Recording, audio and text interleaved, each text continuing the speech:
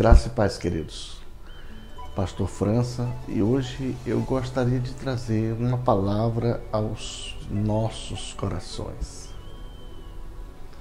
Nós estamos vivenciando esses dias. Hoje são 20 de junho de 2022 e nós estamos vivenciando aí acontecimentos como o trágico massacre desse jornalista, desse representante indígena aqui na nossa região amazônica.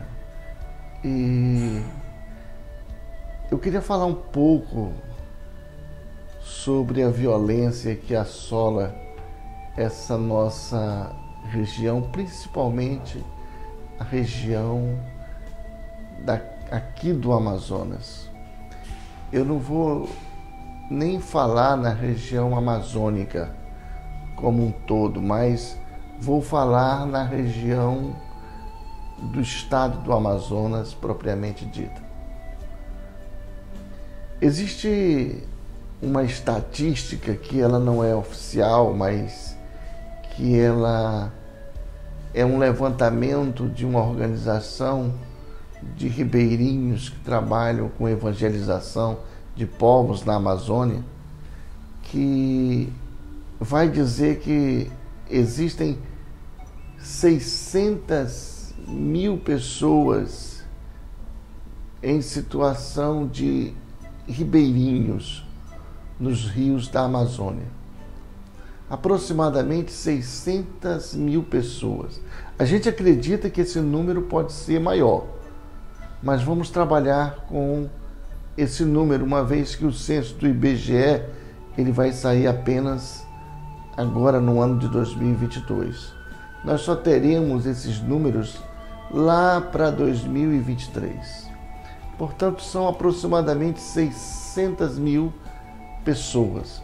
E aí a gente pode dividir aí por 3 ou por 4, nós vamos encontrar aí entre 150 a 200 mil famílias que vivem como ribeirinhas às margens do rio Amazonas, do rio Solimões, do Rio Negro. E a gente vai se ater aqui apenas à região do Amazonas. Nós vimos aí o que aconteceu, esse trágico massacre do jornalista, esse trágico massacre aí do representante dos indígenas. Isso foi uma coisa terrível, queridos. Uma coisa que nós repudiamos completamente. Acredito que o ser humano ele tem direito à vida. Não importa as circunstâncias, não importa o seu pensamento, a sua filosofia, a sua ideologia, a sua raça, a sua religião, ele tem direito à vida. Ninguém tem direito de tirar a vida de uma outra pessoa. Nós observamos que a imprensa, ela deu um enfoque muito grande a esse caso. Um enfoque, uma cobertura, ela dedicou muito tempo de televisão a esse caso do jornalista e do representante do indígena. Agora, o que, na verdade, eu queria conversar com vocês hoje é a respeito dos ribeirinhos, queridos. Os ribeirinhos, eles estão aí sofrendo. São, como a gente falou agora, aproximadamente aí 200 mil famílias de pessoas que vivem às margens dos rios Solimões, Amazonas e Rio Negro. E essas pessoas, elas estão desamparadas. Não tem ninguém que olhe por elas. Pessoas que estão aí sozinhas, vítimas de um sistema carcomido, um sistema corrupto, corrompido, um sistema de falácias, queridos. São pessoas, homens e mulheres, carne nossa, semelhança nossa, seres humanos que têm filhos, que têm esposas, que precisam comer, que precisam se alimentar. E essas pessoas, elas estão sendo ignoradas, negligenciadas. A natureza ela vai reclamar de alguma forma as injustiças, ela vai reclamar ali a dor do ser humano. Ela vai reclamar junto com esse ser humano ali as tragédias, as aflições. A natureza vai gritar junto com esse ser humano, queridos. Na Bíblia, nós vamos encontrar no livro de Gênesis, no capítulo 1, lá pelo versículo 26 até o versículo 29. A Bíblia diz que o Senhor criou o homem à sua imagem e à sua semelhança. E colocou ele em frente a um jardim que o Senhor acabara de plantar. E disse para esse homem: olha, cuida desse jardim.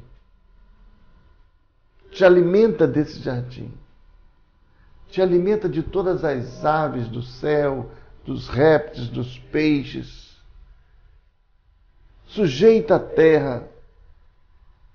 Cuida dela. Cuida dessa terra. Cresçam e se multipliquem aí sobre essa terra. Então foi esse homem que o Senhor criou. Foi esse homem que o Senhor deixou ele aqui para tomar conta desse jardim. E nós estamos aí, amados, há aproximadamente 7.000 anos da criação desse jardim. E o que nós vemos é um homem abandonado, sofrido, ferido e machucado às margens do rio Solimões, do rio Negro, do rio Amazonas. Um homem sozinho, um homem solitário,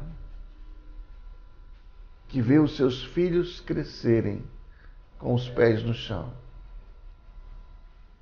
Um homem que não tem condições sequer de comprar um anti-inflamatório, um Anador, para dar para o seu filho quando mesmo está com uma dor de dente, uma dor de cabeça. Um homem que vive aí sujeito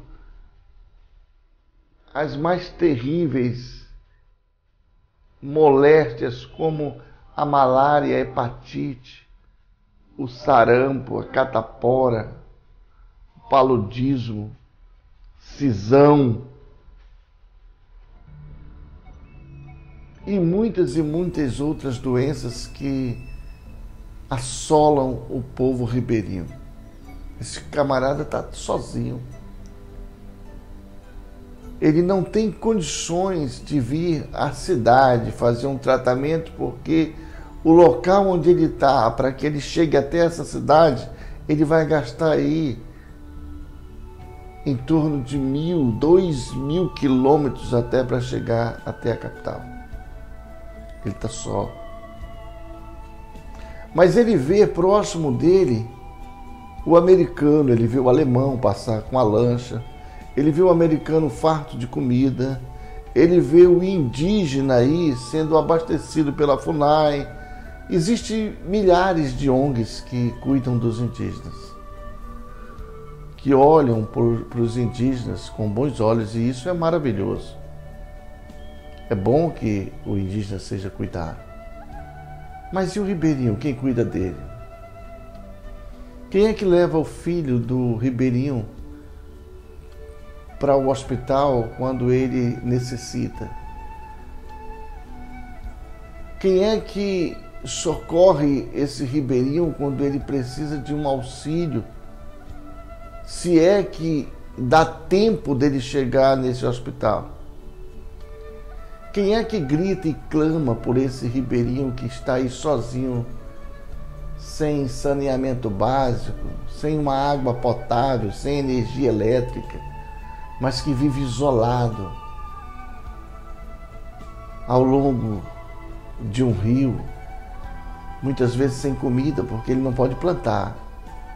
Se ele plantar, tem um camarada que vai denunciar ele para o IBAMA, porque ele está desmatando. Ele não pode plantar. Ele não pode fazer uma roça, porque se ele fizer uma roça, alguém vai denunciar ele. Está queimando. Então ele não pode plantar. Então ele vai para onde? Ele vai pescar, mas quando ele vai pescar, encosta alguém e diz: aqui tu não pode pescar, essa área é proibida. Essa área é proibida, tu não pode pescar. Mas então ele não come porque ele não pode plantar. Ele não come porque ele não pode pescar. Então ele vai à caça. Caçar é proibido, da cadeia, ele pode ir para a prisão.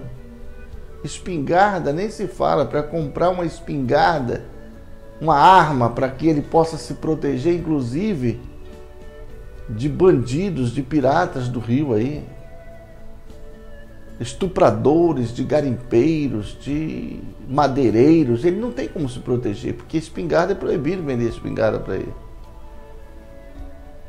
E além disso, a espingarda é cara, ele não tem condições de comprar espingarda.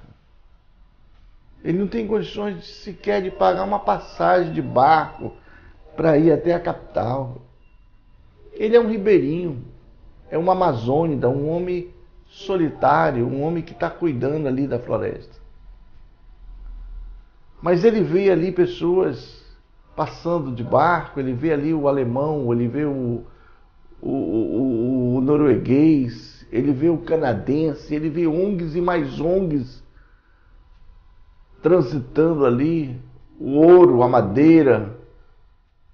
Ele vê pessoas, madeireiros, ele vê garimpeiros atrás do diamante, mas ele está solitário, queridos. Ele precisa comer, ele precisa se alimentar, ele precisa caçar. Ele é chamado pelos burocratas da Avenida Paulista, ele é chamado pelos burocratas americanos, europeus, de o guardião da floresta. O homem que está guardando a floresta. Guardando para quem, queridos? Quem? Para quem que ele está guardando a floresta? Para o cara que está lá num ar-condicionado, numa poltrona, esticado, tranquilo, com a internet, com tudo ali ao seu alcance? É para esse cara que ele está guardando? Fala-se muito aqui, existe uma falácia da Zona Franca de Manaus. O que essa Zona Franca de Manaus faz por esse ribeirinho, queridos? O que Zona Franca de Manaus contribui para que esse ribeirinho saia dessa situação de miséria? Ele está abaixo da linha da miséria. Ele não tem nada. Ele está dormindo praticamente na chuva. Ele já não come porque não tem como plantar. Não pesca porque alguém vai denunciar ele. Não caça porque a espingarda é caro, é proibido vender armas e é proibido caçar. A casa dele está caindo aos pedaços. Ele poderia construir, mas alguém encosta uma lancha e diz: se tu desmatar e derrubar uma árvore, tu pode ser preso. Onde é que vai parar esse ribeirinho, queridos? Quanto tempo nós vamos dar para que esse ribeirinho ele consiga existir ainda? O que estão fazendo com o nosso ribeirinho? Que pressão é essa que está indo na cabeça desse camarada a ponto dele se extinguir? Aonde é que vai parar essa pressão desenfreada, desgraçada e desumana em cima do nosso ribeirinho? Que pressão é essa miserável em cima de um homem em detrimento de salvaguardar o planeta? Que papo é esse que faz com que famílias vivam abaixo da linha da miséria num paraíso tão rico como a Amazônia? Lá no Ribeirinho você não pode comer uma tartaruga, mas numa praça de alimentação na capital você come uma tartaruga. Mas isso aí é manejo. Eu não quero saber se é manejo, eu não estou perguntando se é manejo, se é pelejo. Não estou preocupado com isso. Nós estamos preocupados com esse homem que está passando fome. Aqui na cidade você come o pirarucu, um delicioso peixe da Amazônia. Mas lá o caboclo não pode comer o pirarucu, senão ele vai preso, ele vai ser denunciado. E se ele for preso, a família dele vai morrer, porque a mulher não caça, os filhos não pescam, são pequenos. Ele não sabe sequer assinar o nome, queridos. Falamos em humanidade, falamos em amor, em prosperidade, e deixamos esse camarada sofrendo ali nas margens do rio. Estamos preocupados muito com ideologia de gênero. Estamos preocupados com a questão das cotas. Estamos muito preocupados com a questão da sensibilidade do homossexual. Estamos preocupados se esse cara vai ser falado, vai ser olhado com um olhar diferenciado. E nós estamos esquecendo o nosso ribeirinho lá na Amazônia. Falamos muito em Amazônia, pelo computador e pelo ar-condicionado, pelo Google Earth, você fala muito, conhece a Amazônia toda. Mas, querido, vir até a região do Amazonas, navegar nessas águas do Amazonas, passar 30 dias dentro de um barco, rasgando igarapés, igapós, transpassando rios, cruzando barreiras, fronteiras. Isso você não sabe o que é, querido. Isso poucos sabem o que é. Viver a realidade aqui do Amazonas é outra situação, queridos. Outra situação. Isso não tem nada a ver com a ideia do camarada que está lá em São Paulo, que está em Paris, que está em Nova York, que está em Montreal, que está lá na Austrália, que está na Alemanha. Falar da Amazônia de longe é fácil. Difícil é você vir aqui. Difícil é você entrar na casa de um ribeirinho e não encontrar sequer a porta. Difícil é você sentar e não encontrar cadeira. Difícil é não ter água para beber. Dói você ver o filho de um ribeirinho ardendo em febre com malária, a esposa com paludismo. Dói você ver o ribeirinho com febre amarela. Dói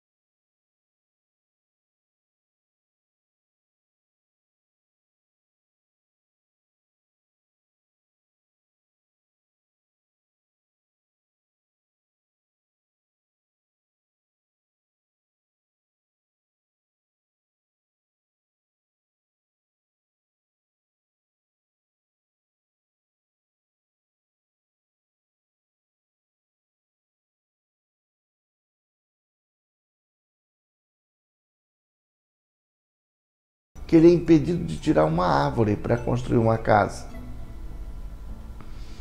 Esse homem que não tem direito à saúde, não tem direito à educação, ele é um invisível. Ele é um invisível porque cadáveres de políticos que estão aí há anos no poder. Aqui no Amazonas, por exemplo, tem político aí que já está no seu 12º mandato. E não move uma palha. Nunca apresentou um projeto, não grita no plenário, não é uma voz de um ribeirinho. Vemos homens e mulheres aí se candidatando e com propostas fabulosas. E na primeira oportunidade que ele tem, nem cumpre um mandato. Ele já recebe uma secretaria e abandona o projeto que tinha com aquela população e já descaminha ali os seus propósitos. Precisamos pensar melhor e valorizar nossa terra, queridos. Valorizar nossa terra como homens que no passado valorizaram a nossa terra. Precisamos aí invocar aí a memória de homens como Cândido Rondon, Jorge Teixeira, Pedro Teixeira e muitos outros homens que defenderam essa terra aqui com unhas e dentes, como Plácido de Castro, Barão do Rio Branco. E não se acovardar por trás de um fracassado, um político fracassado, desgraçado, que mina e rouba o dinheiro dessa população. Precisamos dar um salto, queridos. Sair desse raqueticismo, dessa polarização. Precisamos crescer intelectualmente. Precisamos crescer intelectualmente. Existem hoje países de primeiro mundo, onde o seu subsolo não tem nada. Ele não tem nada para oferecer. Nem força mais o subsolo tem. Mas a força desse povo está na sua mente, na forma de pensar, na forma de agir. O subsolo japonês não tem nada para oferecer. A maior potência desse povo está na sabedoria deles, no conhecimento. Que nós possamos sair da ignorância, queridos. E ao elegermos homens e mulheres, que possamos analisar com cautela. Vivemos uma polarização que não vai nos levar a nada. Confiamos muito em homens. Confiamos em homens, queridos, e homens são corruptos, homens não se convertem, queridos. Homens, eles não se convertem. Só um milagre de Deus é que pode fazer um homem se converter. Precisamos pedir muito a orientação do Senhor. Precisamos pedir muito a misericórdia de Deus para que nós possamos continuar vivos nessa terra. E que o mundo ele possa entender que aqui tem seres humanos, queridos. Homens e mulheres que choram e que sentem dor, que sofrem e que precisam de ajuda. Homens que precisam de ajuda, que gritam em um silêncio vazio e que precisam muito de ajuda, enquanto muitos discutem besteiras, bobagens, futilidades, coisas que não vão levar a absolutamente nada. Nós estamos deixando que milhares e milhares de ribeirinhos, amazônidas, nossos irmãos, morram morram em detrimento de uma sustentabilidade utópica, a fim de guardar uma terra para uma geração que não está nem aí para esse povo, queridos. Que não move sequer uma palha por esse povo, mas quer que esse povo mova todo um ecossistema. Precisamos olhar com mais carinho para esse povo, um povo sofrido, que se nós não cuidarmos, esse povo está fadado à extinção em pouco tempo.